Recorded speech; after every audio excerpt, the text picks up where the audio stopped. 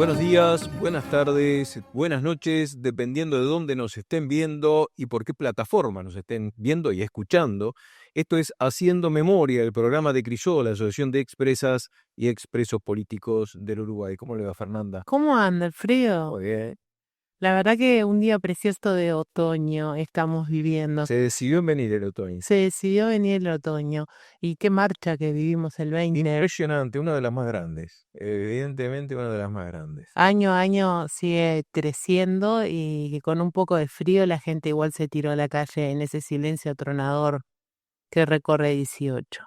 Sí, con la consigna de la marcha, este, proclamando de que hay que cumplir, como dice el himno nacional, los compromisos en definitiva relacionados a derechos humanos y específicamente en la búsqueda de los detenidos desaparecidos. Así es. Nos pueden ver en nuestro canal de YouTube buscándonos como @Asociación Crisol y también en la plataforma de la prensa uruguaya, de la Asociación de la Prensa Uruguaya, apu.uy. ¿Pero dónde más, Alfredo? Sí, en un montón de lugares, porque hace tiempo ya el programa de Crisol se escucha y se ve, sobre todo también en el interior, ¿no? Por ejemplo, en frecuencia 808 de Salina, los viernes a las 23 horas y los domingos a las 10 de la mañana, por Radio La Zurda, tu radio compañera, los viernes a las 15 y 23 horas y los domingos a las 15 horas. También por la red de radios comunitarias del Uruguay, también por emisoras de radio y televisión de la Red Uruguaya de Medios Alternativos, por Radio Flor de Maroñas, los viernes a las 12 del mediodía y los miércoles a las 23 horas, y también una de las últimas incorporaciones, ¿no?, que fue Palmira FM 89.1, que nos retransmite los martes a las 17 horas y los domingos a las 10 de la mañana. No pueden escaparse. No, Pueden escaparse por ningún lado. En los controles, haciendo que todo salga bien, les mandamos un saludo a los imprescindibles de Ezequiel Reboira, José Olivera, Jorge Daniel Díaz y Agustín Bergoglio. y que además no se ven en el programa, pero son los que hacen posible, como decías tú, de que el programa salga. Que salga todo bien. En la conducción, quien les habla, Fernanda Cabrera y Alfredo Rivera. Para comunicarse con nosotros tenemos el teléfono de Haciendo Memoria, el 091-028-578, 091-028-578, donde siempre les decimos que nos pueden mandar primero ideas de programas, qué es lo que quieren ver, qué es lo que tienen ganas de escuchar, pero también avisos y cosas que quieran que creen que podamos difundir nosotros. crisol2003@gmail.com es el mail. ¿Y qué más, Alfredo? Sí, Crisol tiene una página web que se llama crisol.blogspot.com, donde están todas las actividades y también las opiniones que cotidianamente va dando Crisol sobre diferentes temas, que se llama El Opinando. Ahí lo pueden leer, lo pueden ver, además hay un archivo fotográfico sobre las actividades de Crisol y fílmico también. Pero también tenemos convenios, que siempre digo que son muy convenientes para los afiliados de Crisol. Los que no son afiliados y sean pensionistas o jubilados, pueden afiliarse también a Crisol y ser beneficiarios de estos tipo de beneficios, valga la redundancia. Está redundante hoy. Con SWAT, con Cooperativa Caminos, con Previsión, con Procardias, con Tu Cine, con la Asociación Cristiana de Jóvenes y con el Residencial Buenos Tiempos es que tenemos estos convenios. Muy bien, y para obtener más información, ¿por dónde, Fernanda? 2408-4465, 2408-4465 o al 099-408-655 son los teléfonos de Crisol, donde los va a atender Tito López amablemente. Muy bien, y tenemos algunas informaciones del interior, Fernanda, Sí. porque tenemos informaciones de Durazno, de Rosario y de Canelones. En Canelones está el tema de los árboles, ¿verdad? ¿Cómo es eso? Está el tema de la plantación de árboles. Iba primero para Rosario, pero me mandó para Canelones. Oh, Espere, que voy para Canelones. Este fin de semana, en el marco de Mayo, mes de la memoria, nos espera el Sendero de la Memoria, este memorial que desde las 11 de la mañana estudiantes y docentes de la Facultad de Artes van a presentar una escultura de la Margarita. Esto es en el Parque Roosevelt, en el Parque de los Derechos Humanos, es la Dirección de Derechos Humanos de la Intendencia Canaria quien lo plantea. También, yéndonos para Rosario, ya hemos hablado otras veces de Rutilio Bentancor. El 27 de mayo a las 15 horas se va a poner un baldosón en la casa donde vivía en Rosario, en el departamento de Colonia, y bueno, esperamos que todas y todos podamos ir.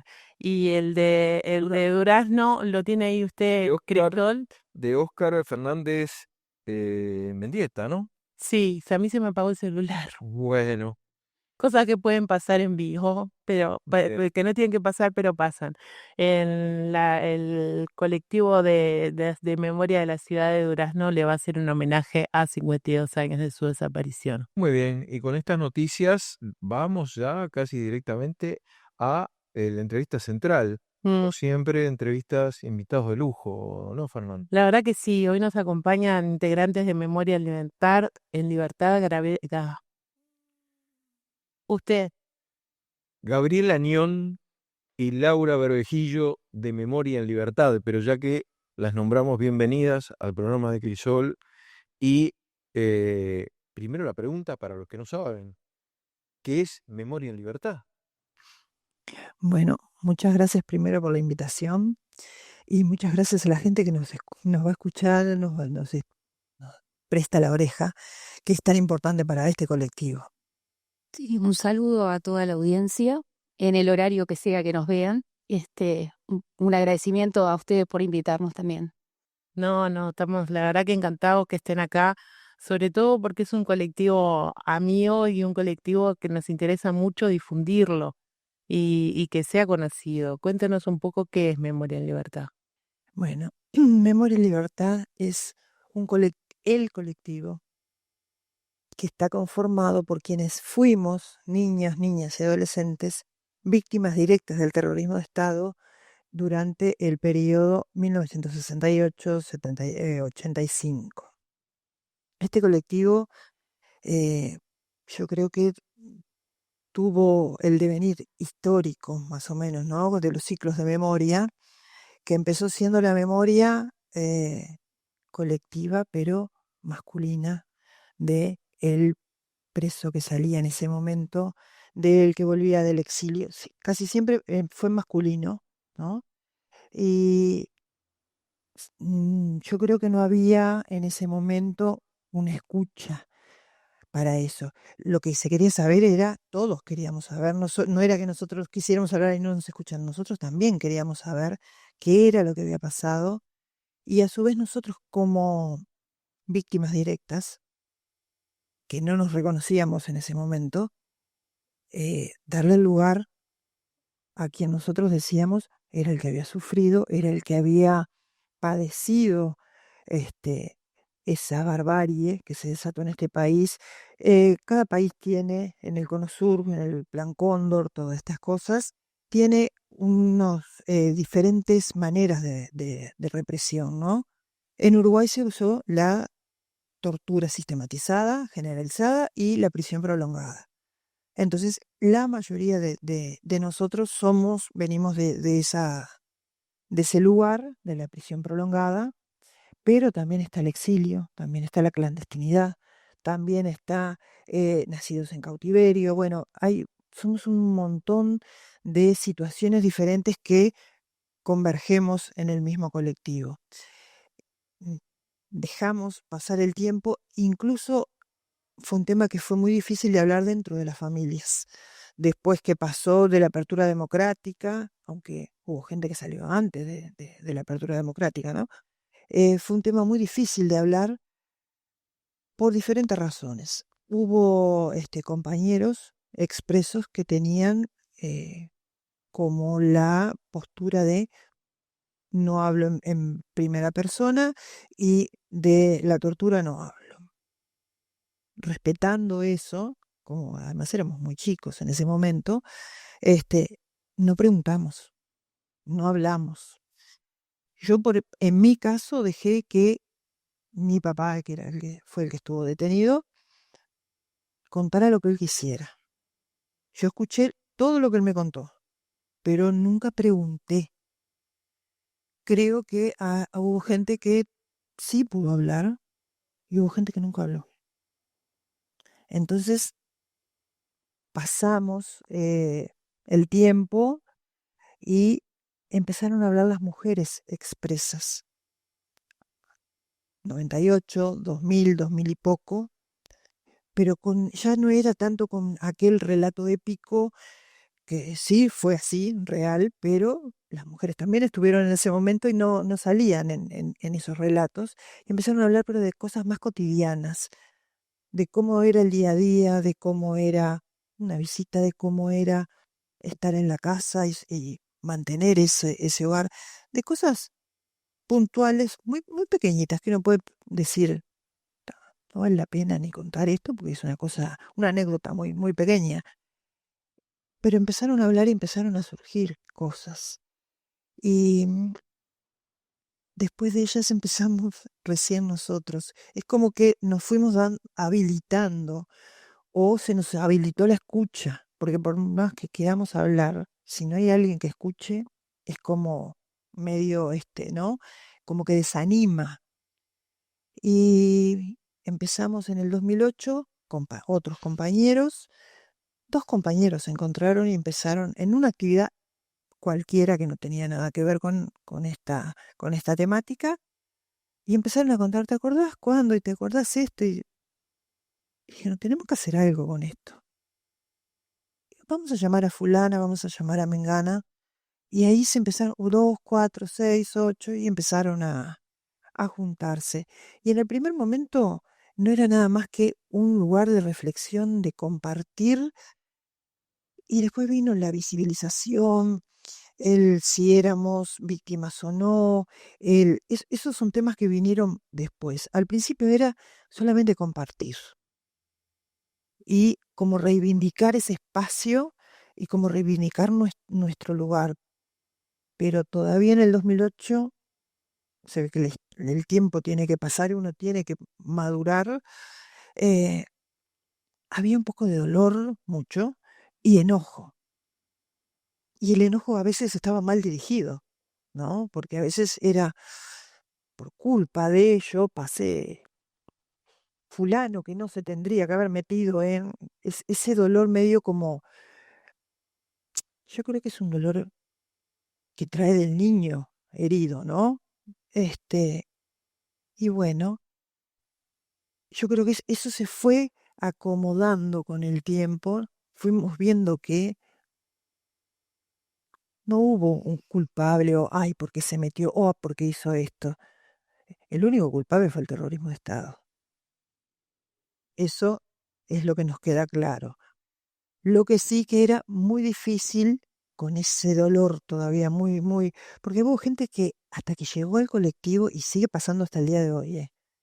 Este colectivo se funda en el 2008, acabamos de cumplir 17 años el 10 de mayo y sigue llegando gente queriendo informarse, a ver en qué hacemos, en qué estamos. Y dice, yo esto nunca lo hablé con nadie. La primera vez y somos gente que tenemos entre 40 y largos, 50 y largos, o pasando los 50 y largos, porque el que era adolescente en el 68 es más grande, ¿no? Hay gurises que nacieron en el 84, por ejemplo. Hay un abanico muy grande, ¿no? Y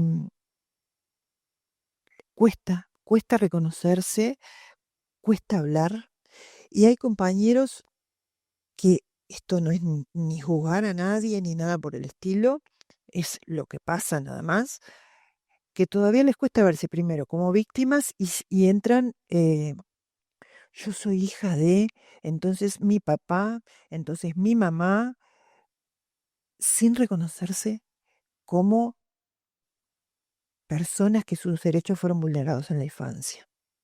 Y hay gente que no se adapta a eso, siguen aferrados a el, mi papá, fue mi mamá, fueron los dos, y está bien, es lo que pueden hacer, se respeta, pero hay gente que vamos, ¿no? Porque yo también llegué por primera vez y hablé por primera vez en un grupo de pares cuando llegué al colectivo, Y uno va viendo que otro pasó lo mismo, o que tenemos las mismas reacciones, o que nos dan nervios determinadas cosas, y decimos, pero no estaba loca yo, no era yo que estaba mal ¿no? Que tenía algún problemita, o nos vamos reconociendo entre nosotros en ese algo el terrorismo de Estado pasó por nuestra vida y pasó por nuestro cuerpo y pasó por nuestra alma y dejó, no es que todo lo que hagamos sea por el terrorismo de Estado, pero que dejó una marca indeleble, la dejó, y hay muchas cosas que decían, uno pensaba, yo no estoy bien, realmente soy yo que tengo problemas. Y hay veces que hay compañeros que nos dicen, ay, ¿y vos también te pasa que, suponete, subís al ómnibus y te descomponés del estómago? Yo me dije que exactamente Es el olor de la cita. el olor de la cita, el olor al coso limpiador, al coso de pino ese que había, hasta el día de hoy no lo tolero.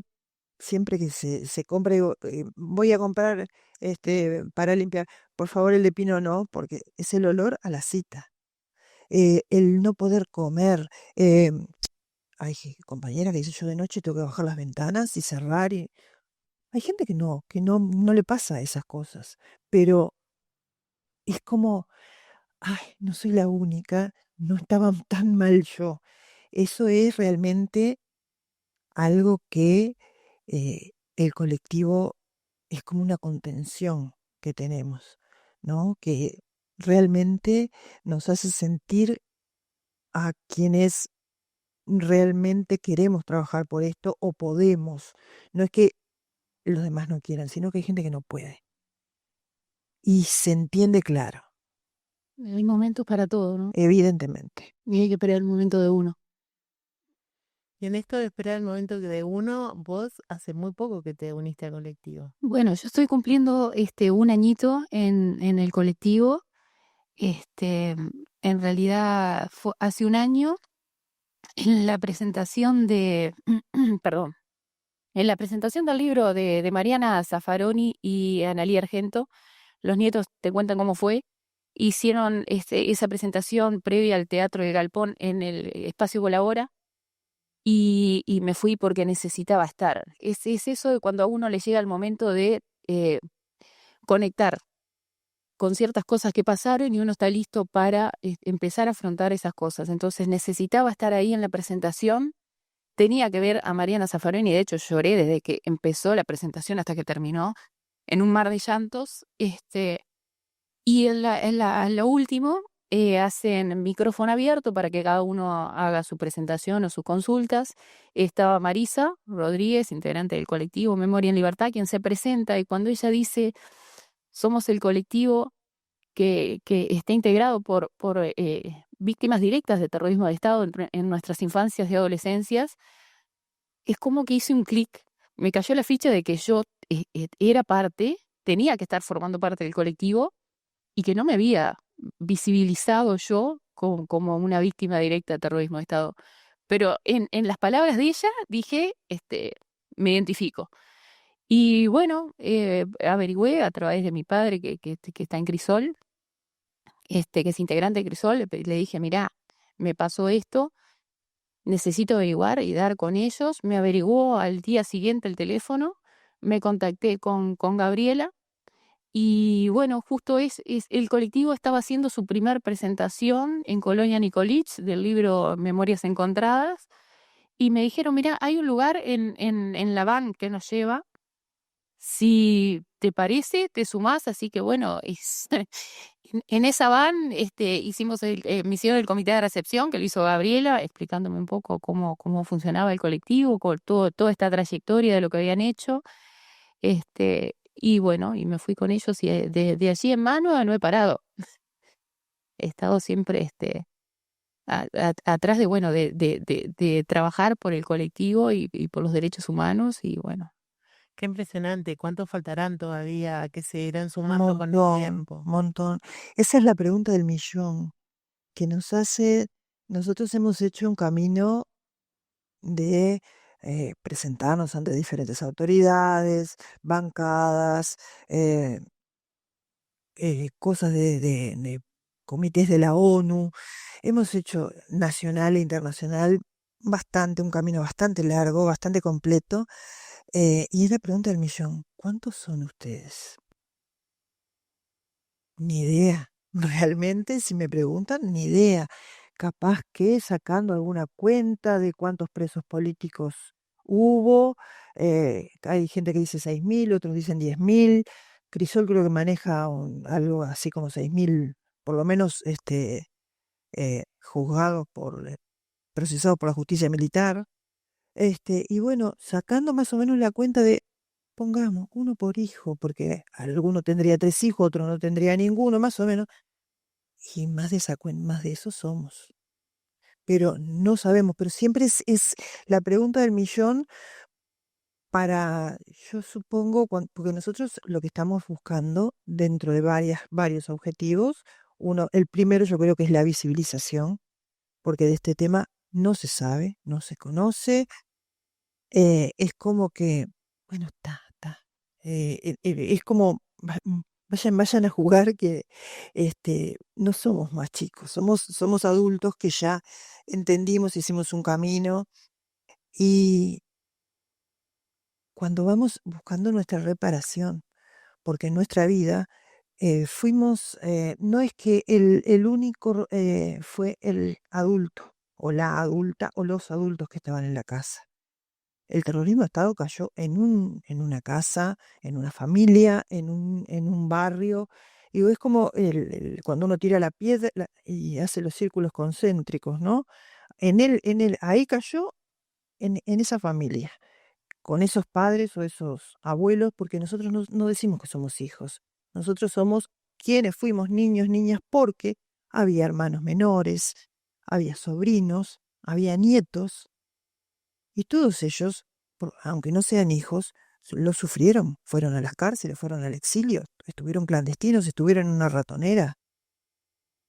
¿Tá? Entonces nosotros tratamos de separarnos de ser hijos. Casi siempre se nos escapa porque la mayoría somos hijos, pero nosotros no decimos que somos un colectivo de hijos. Somos un colectivo de quienes fuimos niños, niñas y adolescentes.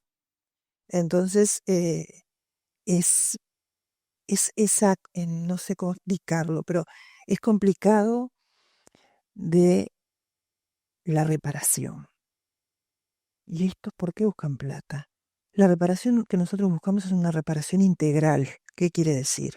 Son varios aspectos de la reparación. La reparación, lo primero que se busca, yo creo que lo primero que una persona que sufrió un daño o un avasallamiento de sus derechos o lo que fuere, es un pedido de disculpas.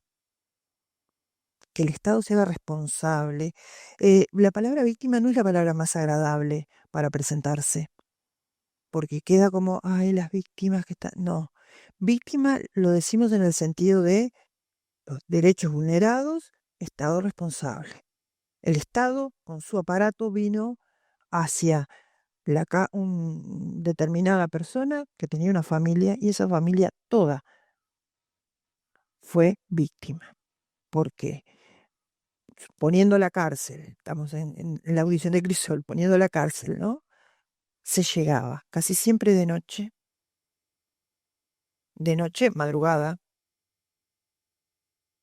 golpes, gritos, rotura de todo lo que se fue. Y ahí se sabía que había niños, porque no se iba al azar a la casa, se había planificado. Es más, nosotros tenemos los legajos, hemos pedido los legajos nuestros y de nuestros padres, que yo, por ejemplo, lo puedo pedir porque mi padre ya no está vivo, sino lo tiene que pedir cada uno su legajo. Y en ese legajo se presentaron en tal domicilio a tal hora, estaban fulano, mengano, sultano, sabían que había niños en esas casas y no tuvieron ningún pudor, ninguna delicadeza de vamos a tratar de que no vean esto. No, a partir de ahí en adelante, todo el camino que nosotros recorrimos, tanto en las cárceles, en los cuarteles, en el exilio, en la clandestinidad, fue algo sistemáticamente preparado para dañar, para hacer sufrir, para lastimar, para amedrentar al adulto, pero que la persona, ese niño que estaba ahí o esa niña, también tuviera miedo. Nosotros crecimos en el silencio. El silencio nos salvó la vida, pero después no pudimos romper ese silencio. Cuesta horrores romper ese silencio. A veces uno habla de los desaparecidos y uno dice, ay, yo qué me voy a quejar, ¿no? Pero hay poner ese tipo de... El desaparecido es... No es una comparación. Claro, no es comparación, porque es como poner una máquina de, a ver, ¿cuál es el que sufrió más? ¿Quién tuvo más dolor? ¿Quién? No, son distintos tipos de víctimas, distintos tipos de delitos, que no dejan de ser delitos. Hay delitos que no están tipificados. Por ejemplo, estas vulneraciones a las infancias no está tipificado. Bueno, pero son delitos. Absolutamente sí. Sí, es así.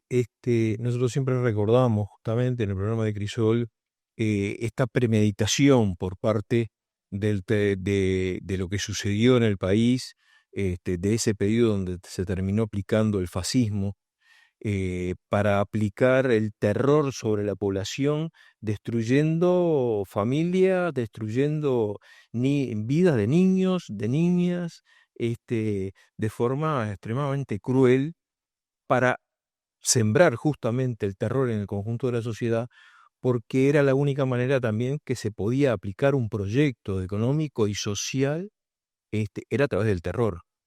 No había otro camino, aplastando a los pueblos a través de la violencia y del terror cotidiano sembrados en las familias. Y bueno, niñas, niños, adolescentes de esa época que sufrieron en carne propia esa, no sé cómo llamarla, rotura premeditada, interior y exterior, que se llevó adelante por parte del fascismo. Siempre tomamos como ejemplo nosotros un detallecito que no es mínimo de carácter económico, que es que al culminar la dictadura logró rebajar el 50% el salario de los trabajadores. Eso hubiera sido imposible a través de cualquier otro sistema, solamente por el terror, destruyendo vidas, sin importar si esas vidas eran de niñas y niños, no importaba nada para ellos. Sí había un objetivo muy tremendo, ¿no? Muy dantesco. Pero bueno, estamos llegando a la finalización del primer bloque, ¿no? Así es, Alfredo. Nos vamos a una pequeña pausa. Estamos en Haciendo Memoria con Gabriela Añón y Laura Berbejillo, integrantes de Memorias en Libertad, y volvemos en unos minutitos.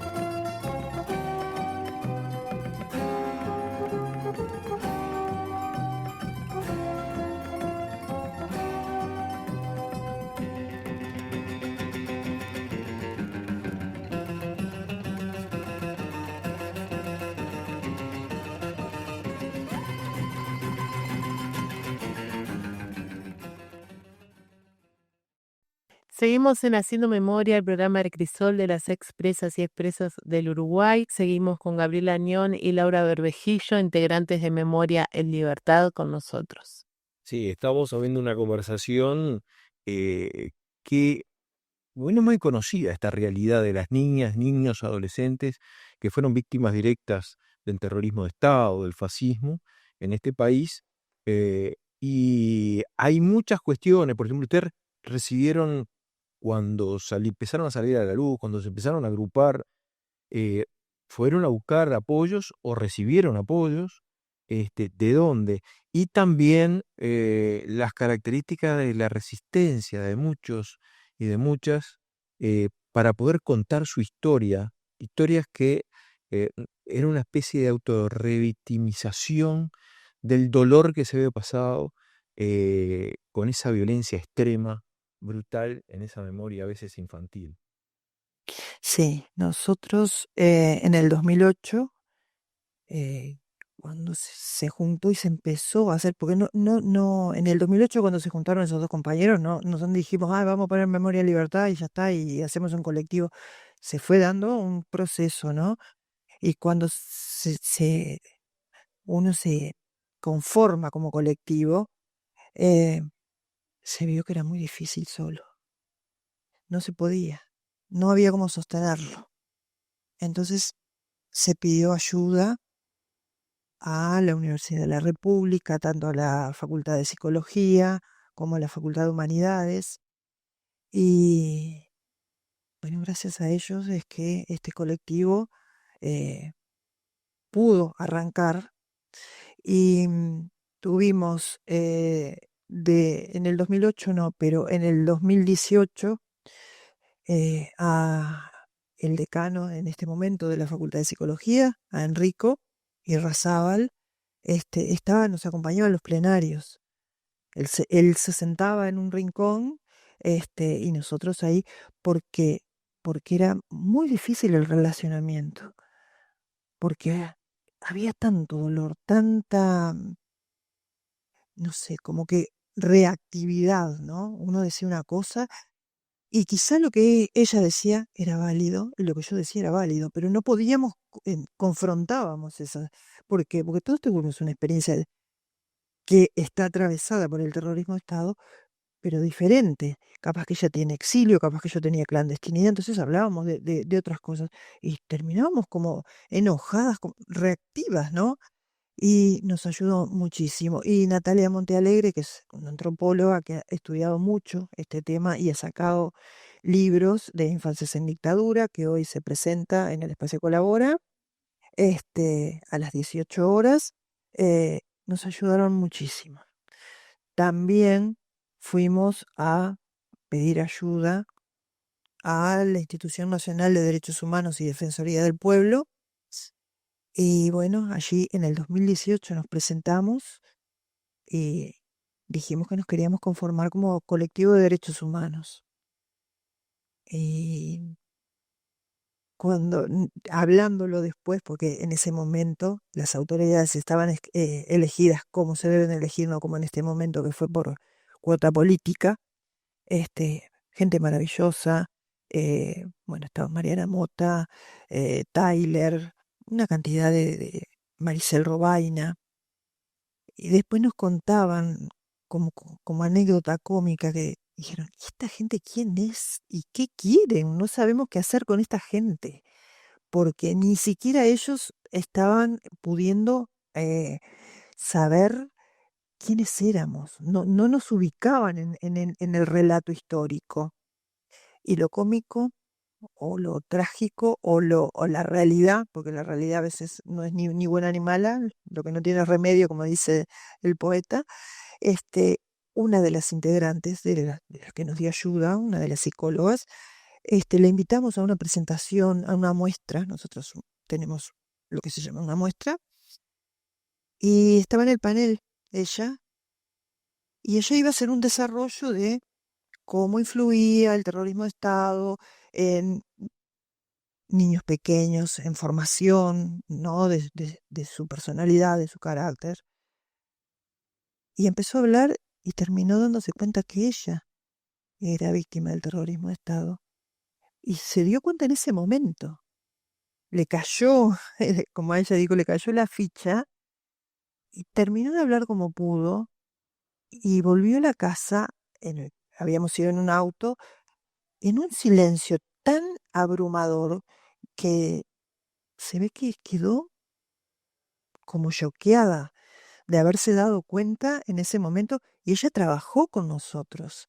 Hicimos talleres, hicimos encuentros, bueno, tanto hicieron ellos que hicieron una recomendación preciosa, digo preciosa en el sentido de cómo nos escucharon y cómo pudieron sacar la esencia de lo que en realidad estaba pasando ahí, de quiénes éramos y de qué era lo que nos había motivado a a presentarnos.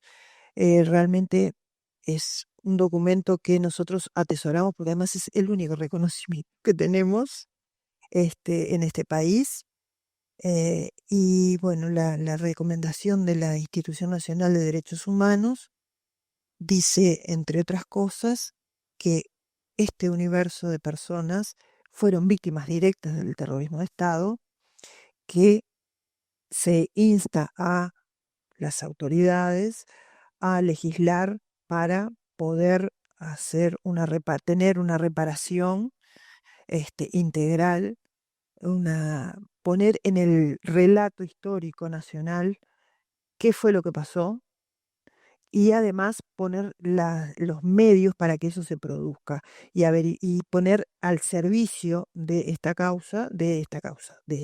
historia, eh, los armamentos que se necesiten.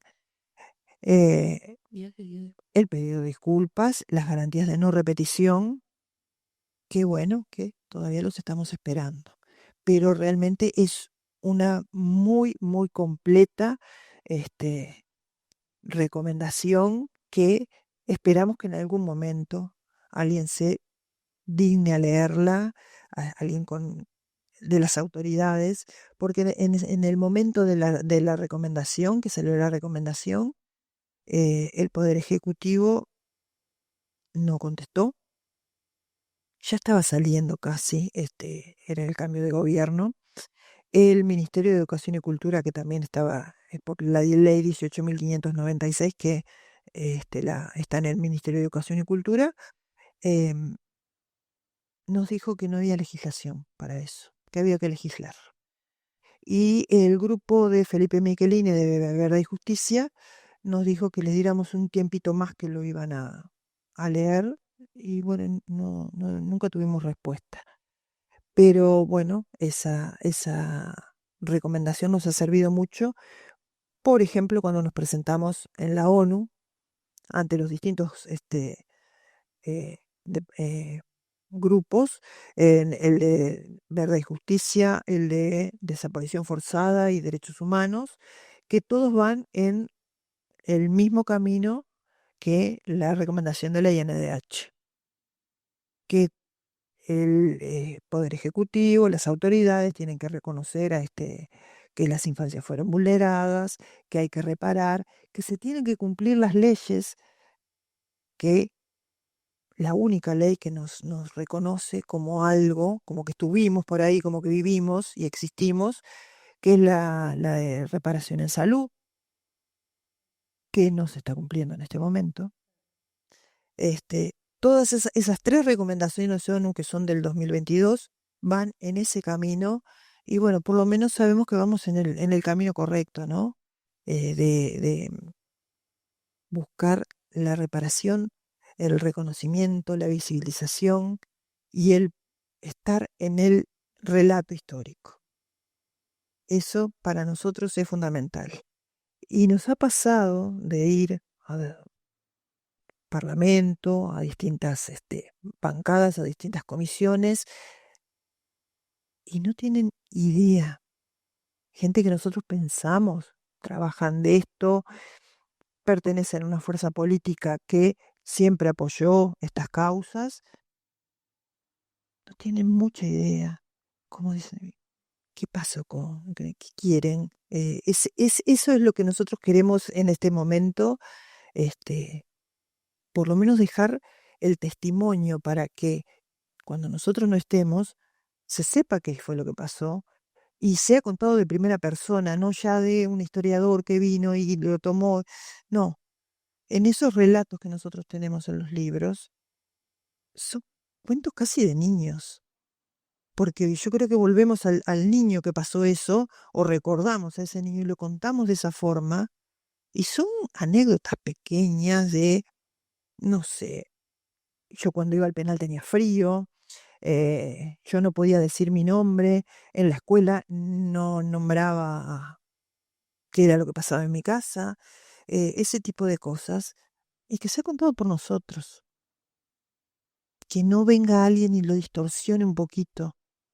Qué importante ahí porque entra a tallar lo que yo digo, esa es la señora historia, porque la señora historia también se compone de la memoria oral que se transmite de generación en generación, que desgraciadamente a veces intenta ser suplantada por una historia oficial, como hubo una película también que se llamaba así, ¿no? Pero una historia oficial que termina o deformando justamente la historia con determinados intereses o para opacar la memoria. Y justamente el objetivo de todo esto es que la memoria no se pierda, que la memoria también es la historia. Porque ustedes hablaban de las garantías de no repetición. Y qué mejor garantía de no repetición es que los pueblos no pierdan la memoria y que se cuente la historia. Y esta parte de la tradición de transmisión oral de la historia es importantísima, ¿no? Pero también dejarlo escrito. Exactamente. Escrito y usar todas las herramientas tecnológicas que hay ahora. Para, si están, bueno, las usamos y que sea para el mejor bien posible, ¿no? Exacto. Bueno, Memoria en Libertad ha publicado, como dije anteriormente, nuestro libro de relatos que se llama Memorias Encontradas, que justamente eso reúne 55 relatos de quienes pasamos por el exilio, por las visitas, por los allanamientos, por la liberación después, que son los distintos capítulos del libro, donde también reúne material que se juntó, material fotográfico de algunas cartas, objetos, dibujos. Y bueno, un poco eso, dejar de manifiesto cómo nos salió, porque es como dice Gabriela, uno vuelve a revivir ciertos momentos que tiene guardados y con lo que eso significó, porque no todo el mundo puede plasmarlo, no todo el mundo lo puede expresar, y con todas las dificultades, bueno, llegar a ese relato para ver, bueno, cómo pudo esa persona plasmar ese momento que tenía guardado y que quería compartir. El libro nace de un proyecto presentado ante la Secretaría de Derechos Humanos de la Intendencia de Canelones, quien, bueno, aprueba y financia el libro. AEU ha ayudado en la diagramación y en la impresión del mismo. Después, bueno, eh, consta de 4 capítulos que son eso, los allanamientos van en orden cronológico con los sucesos, con los acontecimientos. Tiene un primer capítulo de allanamientos, tiene un segundo que tiene que ver con la cárcel, donde están las visitas, pero también la estigmatización a la que fuimos expuestos, ¿no? Él tiene un tercer capítulo del exilio y un cuarto capítulo que es la liberación, y después viene todo este material. Pero vamos en pro de eso, ¿no? De dejar establecido, dejar escrito para que puedan recurrir cada vez que quieran para ver cómo pasamos, qué fue lo que pasamos y por qué estamos acá reclamando lo que reclamamos. En búsqueda de eso, ¿no? De llegar a poder estar en el relato, en la historia, ¿no? Como protagonistas, niños protagonistas de esa historia, integrar el relato histórico colectivo. No es el primer libro que publica Memoria en Libertad. En el 2009 creo que fue, no soy muy buena con las fechas. Se publicó un libro que se llama Pequeños Demonios, que ganó un premio, Hugo Cores, donde hay un relato que yo lo leí y hasta ahora me acuerdo y me eriza, que se llama, el relato ese que me impresionó, Te recuerdo, Amanda.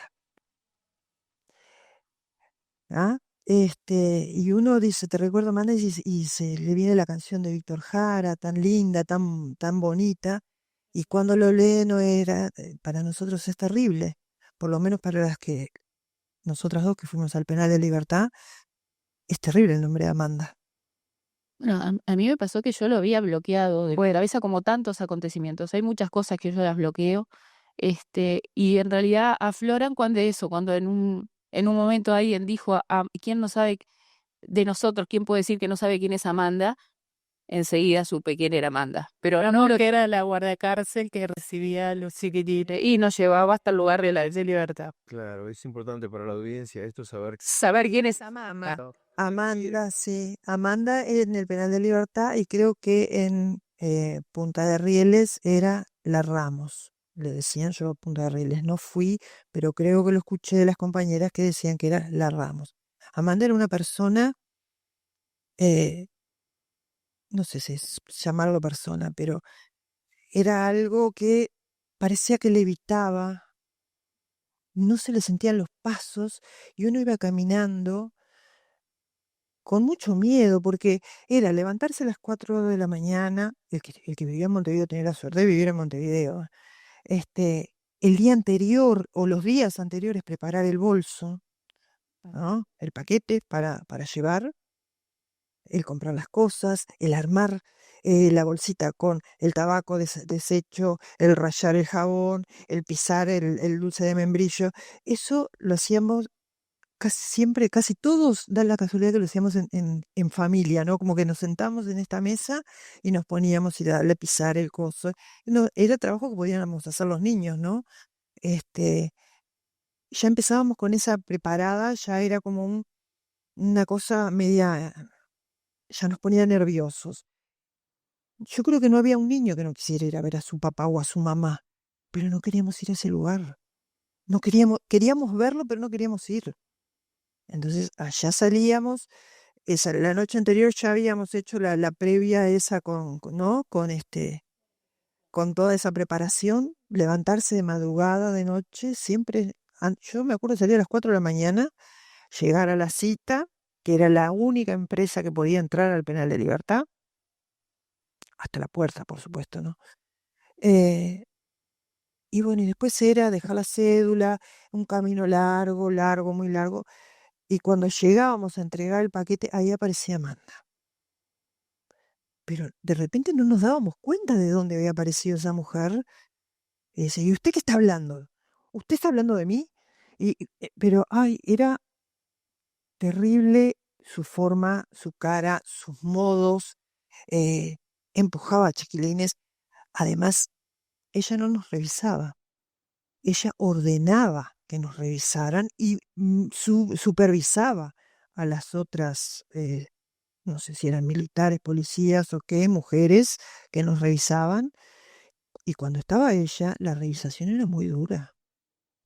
Había veces que ella no estaba porque estaba haciendo algo en otro lado, estaba rezongando a alguien en otro lado, que si no estaba Amanda, nos hacían pasar rápido, porque no tenían ganas de trabajar realmente a esa hora, no tenían ganas, evidentemente. Sí, sí parecía que ponía las manos afuera, que se les congelaran bien para que nosotros tuviéramos mucho frío, dejarnos desnudos en un rincón esperando, pero cuando Amanda no estaba, a veces pasábamos de largo, pero cuando ella estaba, era a ver, usted tiene eso de color, ese color no pasa, usted tiene un dibujito, no, no.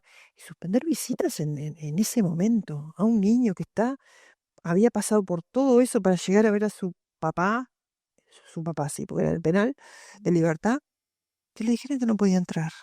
Después de esperar un mes o 15 días. Un mes, era una vez por mes que íbamos los niños.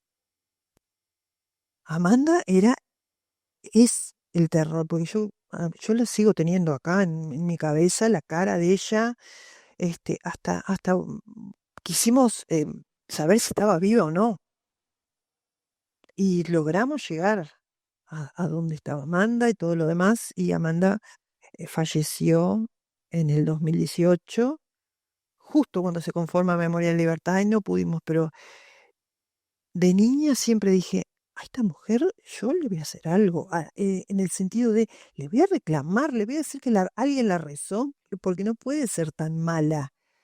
Entonces, ese libro, que Pequeños Demonios, que tiene Te Recuerdo, Amanda, bueno, fue el primer libro, todo esto vino a raíz de eso. Después, en el 2018 hicimos unos librillos, porque es un colectivo que no tiene financiación, nos autofinanciamos, muy poco. Entonces, AEU, que siempre es un gremio que nos da una mano terrible, nos ayudó con unos librillos de tapa fina, donde empezaron a aparecer otros relatos y después creo que fueron 2 ediciones de relatos diferentes y después apareció este tercer libro, no, cuarto libro, pero este ya fue un libro bien hecho. Digo, creo que lo hicimos con ganas, y se pensó la parte estética, no tanto solamente que estuviera el relato, sino lo estético. Y bueno, es como una alegría haber podido hacer ese libro, por eso siempre decimos, es nuestro primer libro. En realidad no es nuestro primer libro, pero es el libro que más trabajado está y que ha tenido más circulación. Y tienen una actividad ahora la semana que viene, ¿no? Tenemos una actividad. Bueno, tenemos una actividad en ADEOM, nos ha convocado a hacer una charla, un conversatorio en su sede, Canelones 1330, bueno, donde va a estar parte del colectivo. eh, Así que bueno, los invitamos, si quieren acercarse. Así que, ¿qué día es? Es el lunes 26 a las 18 horas en ADEOM, Canelones 1330. En Montevideo. Montevideo. Montevideo, Y va a perdón. estar por virtualmente Mariana Zaffaroni Y y el Zaffaroni con nosotros en forma presencial. Está perfecto. Así que es el lunes, lo repetimos por si alguien quiere ir. Lunes 26 de mayo en la sede de ADEOM, Montevideo, Canelones 1330 a las 18 horas. Bien, Alfredo. Bueno, estamos llegando casi al final. En este mes de la memoria, donde no solo los desaparecidos, los expresas y expresos políticos, sino que detrás de todo eso también habían familias donde habían niños, niñas, mucho sufrimiento, mucho terror provocado adrede para generar justamente una sensación de pánico en la sociedad para poder desarrollar determinadas políticas sociales y económicas.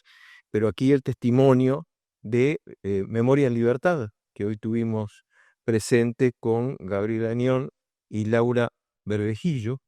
Y bueno, y nos tenemos que retirar y agradecerles por haber venido al programa de Crisol. No, los agradecemos agradecidos somos nosotros. siempre. Bueno, muchísimas gracias. Nosotros nos vamos como siempre, Alfredo, por verdad, memoria, justicia y nunca más terrorismo de Estado. Crisol está más que nunca en lucha para que los más infelices sean los más privilegiados. Muchas gracias.